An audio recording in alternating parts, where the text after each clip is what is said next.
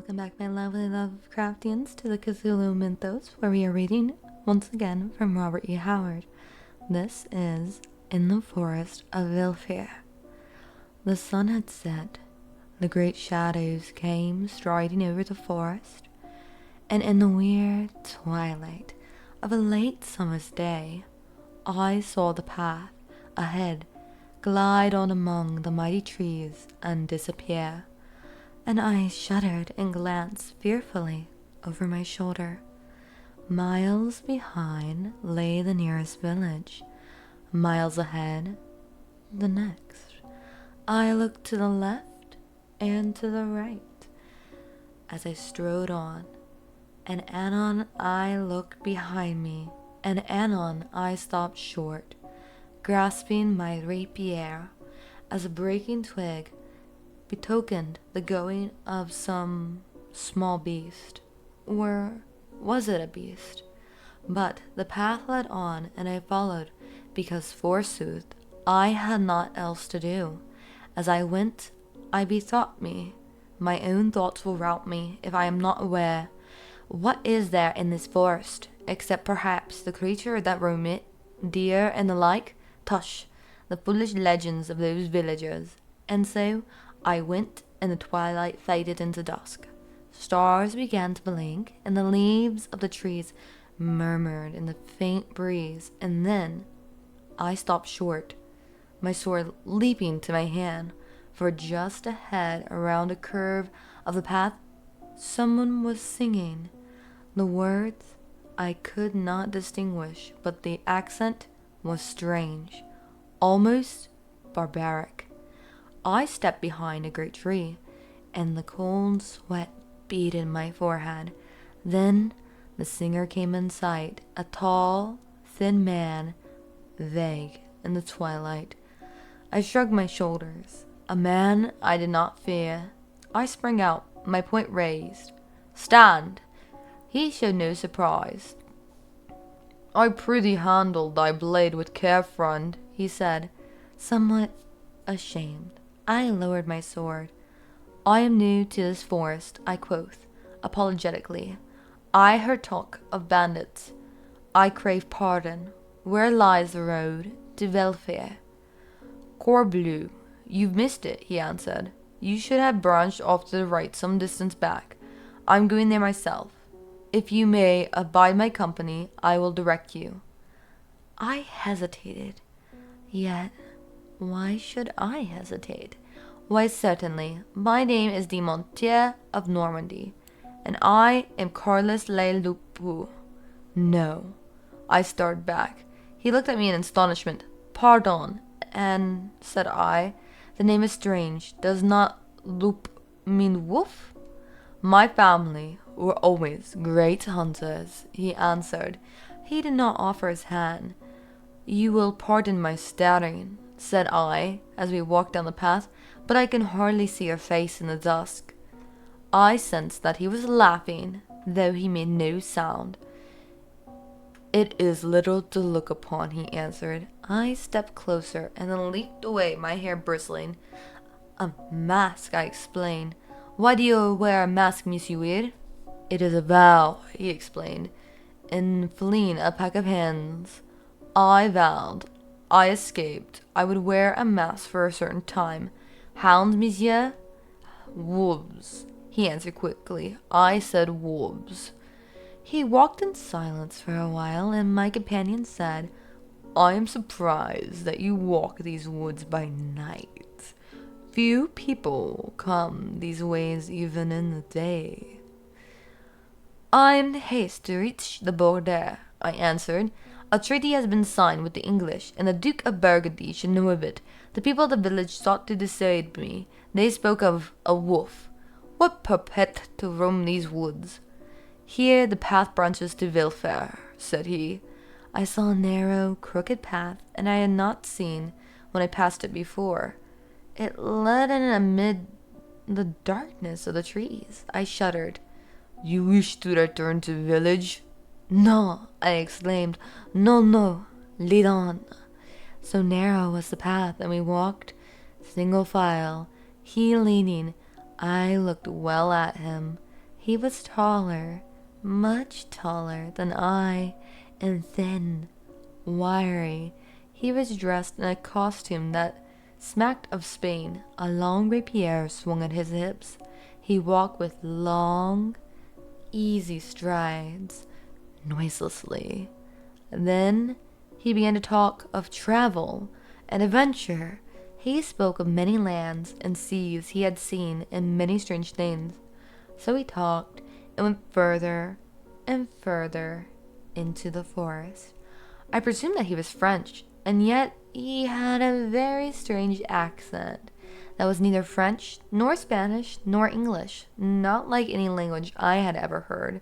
Some words he slurred strangely, and some he could not pronounce at all. "This path is not used often, is it?" I asked. "Not by many," he answered, and laughed silently. I shuddered. It was very dark, and the leaves whispered together among the branches.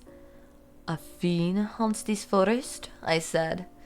"So the peasants say," he answered, "but I have roamed it oft and had never seen his face."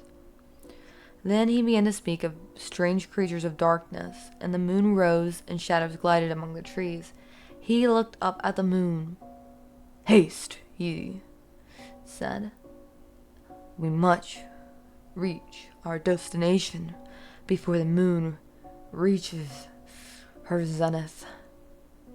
We hurried along the trail. "They say," said I, "that a werewolf haunts these woodlands." "It might be," said he, and we argued much upon the subject. "The old women say," said he, "that if a werewolf is slain while a wolf, then he is slain. But if he is slain as a man, then his half-soul will haunt the slayer forever. But haste thee, the moon nears her zenith." We came into a small moonlit glade, and the stranger stopped. "Let us pause a while," said he. "Nay, let us be gone," I urged. "I like not this place." He laughed without a sound. "Why," said he, "this is a fair glade, as good as a banquet hall it is, and many times have I feasted here. Look ye, I will show you a dance." And he began bounding here and there, anon flinging back his head and laughing silently. Thought I, the man is mad.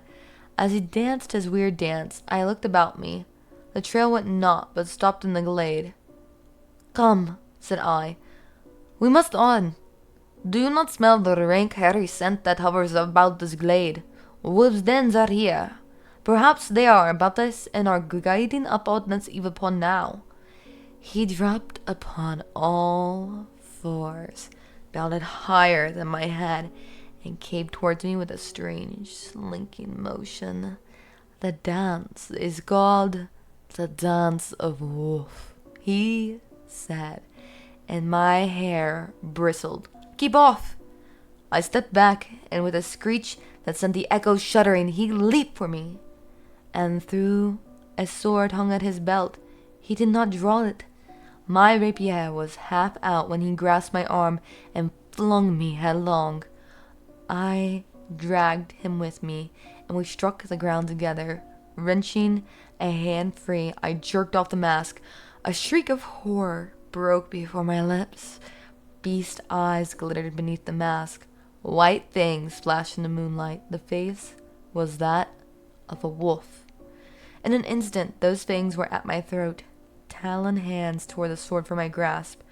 I beat at that horrible face with my clenched fist, but his jaws were fastened on my shoulder. His talons tore at my throat. Then I was on my back. The world was fading. Blindly, I struck out. My hand dropped, then closed automatically about the hilt of my dagger, which I had been unable to get at. I drew and stabbed, a terrible half-bestial bellowing screech. Then I reeled to my feet. At my feet lay the werewolf. I stooped, raised the dagger, then paused, looked up. The moon hovered close to her zenith.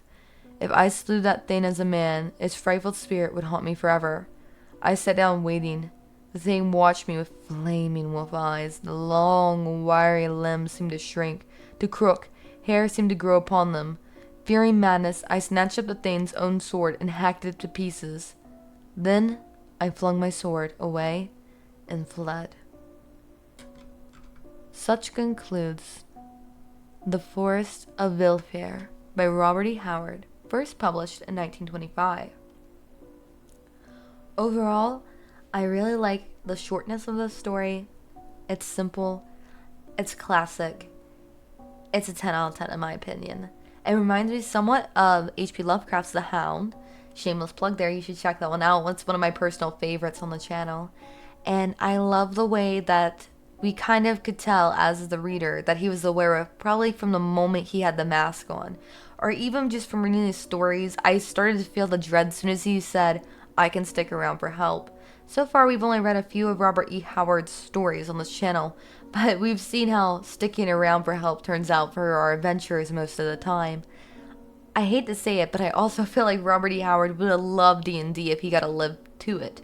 I'll have to fact check to see if he lived in the same time, because a lot of these stories feel like short one-off adventures or campaigns to me.